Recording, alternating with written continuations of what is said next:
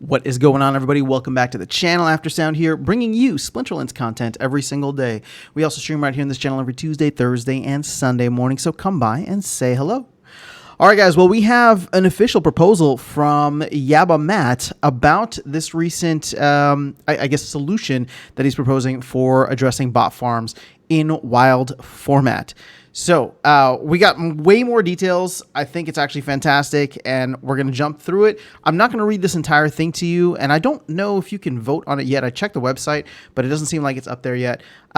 Just to wear my biases on my sleeve as I read through this, I will be voting for it. I think it's a pretty good idea. I'll share more of my opinions at the end, but that being said, let's go ahead and jump in.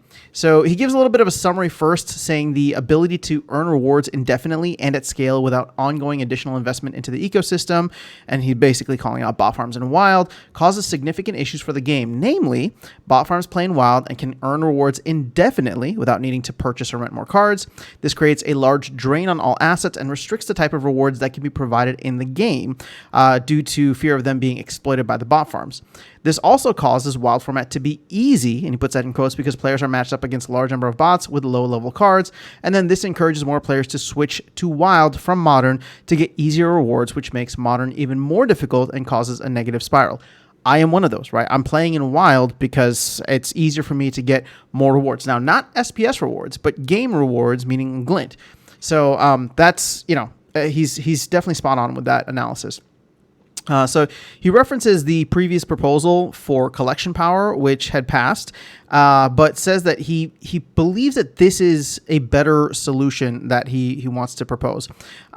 He thinks that it's going to reduce the number of bots considerably. This will allow more types of rewards to be added without fear of being exploited. That's an interesting little thing there, right? Because what could it be? I mean, I don't know, but more jackpot type stuff would be pretty cool in wild. More, I don't even know, because it's like a glint shop now, so I don't know how you would have wild glint versus modern glint, but maybe, well, actually that's probably not even what he's getting at. It's just if he knows that it can't get exploited, then it doesn't really matter. Either you're playing for it in modern or you're botting appropriately in wild if you do choose to bot, but it won't get exploited by major bot farms.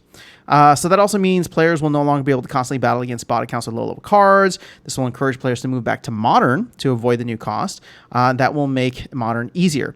So he says here, I totally skipped this part, but instead I propose that we both increase the staked SPS requirement for wild and introduce a cost for playing wild format, which is going to be the wild season permit.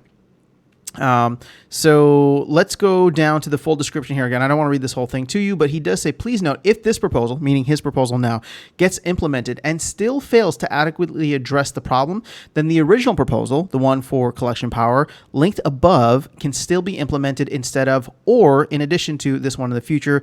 They are not mutually exclusive. He goes on to say why collection power would be an issue. Now, we've talked about this at length on the channel in terms of it just being easily manipulated, right? You can just go and get cheap cards. But he's talking about this from a technical standpoint now, and I don't necessarily want to get into all of these, but he brings up good points, right? So every time a card minted, transferred, sold, delegated, the collection power has to be updated. There's an intensive calculation that needs to go on behind the scenes, and then with a large number of those transactions, it takes the processing power, blah blah blah. All right. So additionally, this proposal uses a different version of collection power that would exclude soulbound cards. So they would need to go back and actually exclude those two and write the code to do that. And if that wasn't enough, collection power can easily be manipulated by transferring or delegating card. So the proposal that had passed wanted them to change the cooldown mechanics as well, and so the team would have to go through and change that. As a result of all this, he has a strong preference for handling it a different way. Now, here's the thing. We already had a little preview of it, but let's go into a little more detail. First, I propose we adjust the SPS staking multiplier for wild format so that roughly double the amount of SPS staked is required at each rating level to maintain the same reward multiplier as before. This aims to address the idea that in order to be able to earn indefinite rewards in wild, players need to have at least more stake in the ecosystem for each account. I think that's interesting, fair. Double seems arbitrary, but at the same time, that doesn't make it wrong. And then he says, I believe SPS stake requirements are a much better way of doing this than collection power. It's significantly easier to implement and maintain going forward as described at length above. And then the entire system is set up such that value is supposed to go to the SPS token. From there, it filters down to all other assets. For example, more demand for cards does not lead to more demand for SPS, but more demand for SPS will lead to more demand for cards. Hey, shout out to Christopher Charles. I'm just kidding, Christopher. You know I love you. But again, so I'm aligned with Matt on this since the beginning. SPS is the backbone of this entire ecosystem. If SPS does not go anywhere, nothing else will be saved. And I guess I'm just happy that Matt feels the same way. So for those of you that are thinking that simply doubling the SPS stake is not enough, I agree, which is why he's also proposing the wild season permit. Now here's the details. I propose that the permit will cost 2,000 DEC or DECB or 40 vouchers, all of which are burned. So before we go any further, before anybody comes out and says, oh, this is, the team just doing a money grab, they're trying to get whatever. The team is not going to get anything from this. In fact, they're going to put resources towards developing it, implementing it, and they're not going to make a dime from it because all of this stuff is going to get burned. So he says, while I expect some people will have a knee-jerk reaction to this, I encourage everyone to spend some time and really consider the implications. I believe this has the potential to create massively positive change across the entire ecosystem that will finally address an issue that has been holding us back for years now. Great acknowledgement from Matt. So for players who only have one or a small number of accounts in Wild, this should be a small amount to pay that in most cases will be covered by the rewards earned, and they will always have the option to switch back to modern format where there is no permit required. For operators of bot farms with thousands of accounts, however, this is going to be unworkable as it will increase the expenses. Additionally, a significant reduction in the number of accounts playing in Wild format will cause SPS rewards for those who remain to go up, right? So if bot farms are either not playing or playing less, that will go, there'll be more SPS in the pool. Wild format will become more competitive as the average level of remaining decks will be higher, which will hopefully encourage players to work to obtain more assets. All right, this is my favorite part about the whole thing. He goes into some numbers. He says there are currently 75,000 unique accounts that battle in Wild format every season, with about 30,000 of them playing more than 50 battles during the season. So this compares to about 3,000 unique accounts that play in Modern, right? So there's a huge difference there, 25x, with about 2,000 of them playing more than 50 battles per season. So at current market prices, the total value of SPS reward pool in Wild format, I guess for both formats, is about $20,000 a piece. Based on the proposal cost of this permit, you can see how it will drastically reduce the amount who are there for purely economic motivation, right? Because the numbers just won't make sense. If we're charging 2,000 DEC, and again, DEC is maybe 3/4 of PEG, right? So we'll just say that's like $3, right? $3 times 75,000 is significantly more than $20,000 being paid out.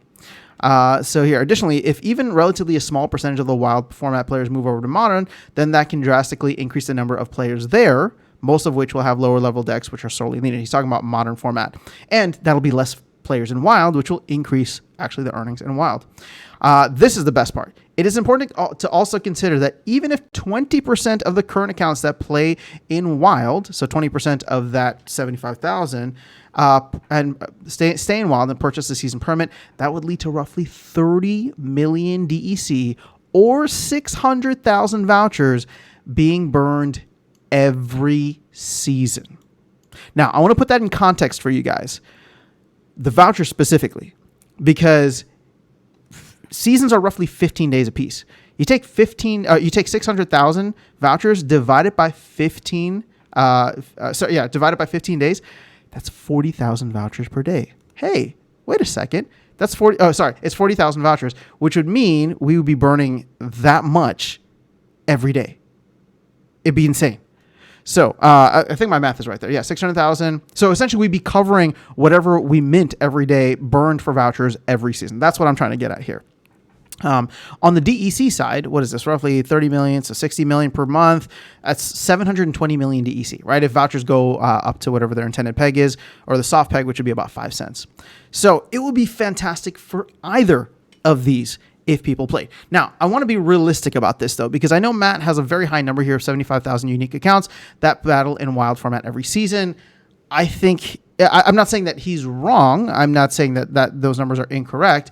But when you look at Peak Monsters dashboard, for example, there are some days where it's just like 13,000 accounts that play the entire day. And that includes Modern and Wild. So sure, the 75,000 unique accounts battling in Wild every season is probably true. And the 50 battles during a season is actually a very low threshold. That means they play 2 out of the 15 days, right, roughly.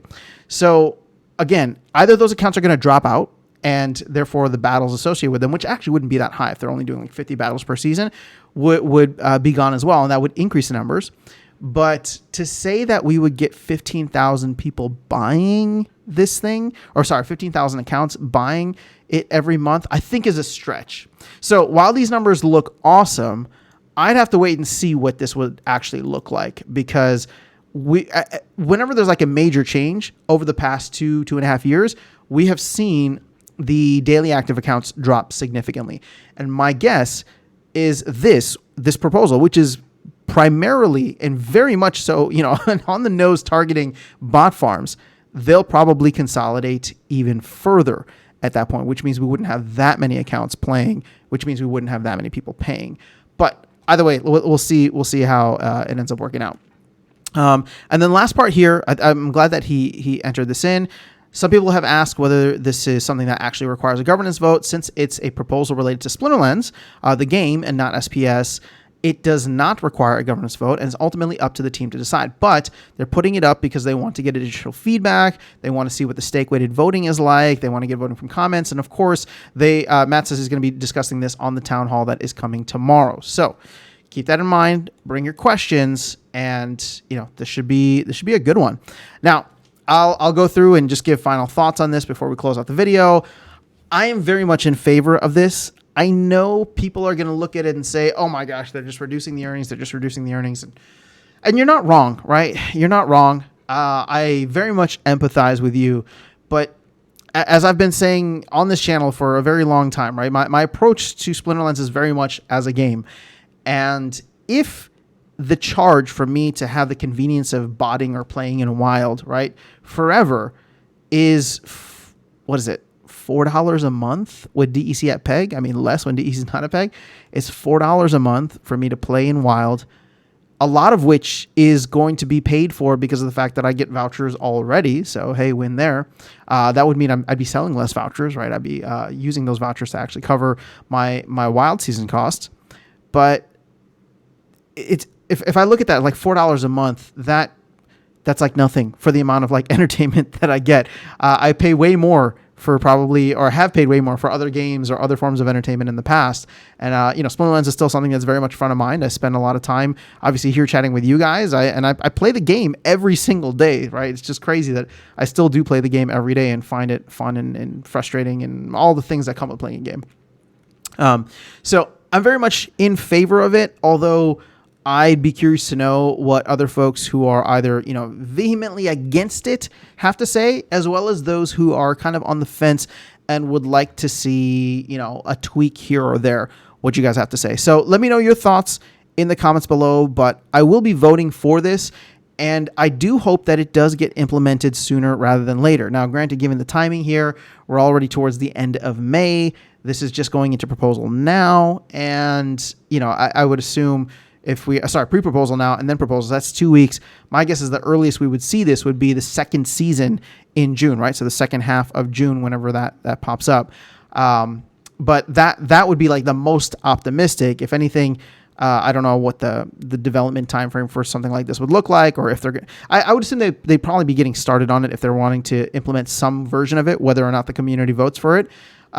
So hopefully we can see it mid-June, but maybe, first week or first season of July will be when they choose to launch it. Again, I have no idea. I'm just saying that I'd like to see it implemented sooner rather than later so we can start to see what that impact on the ecosystem will be and on the botting accounts. But that's where I'm at. Let me know your thoughts in the comments below. Otherwise, I'll catch you all in the next one and see you around the game. Take care.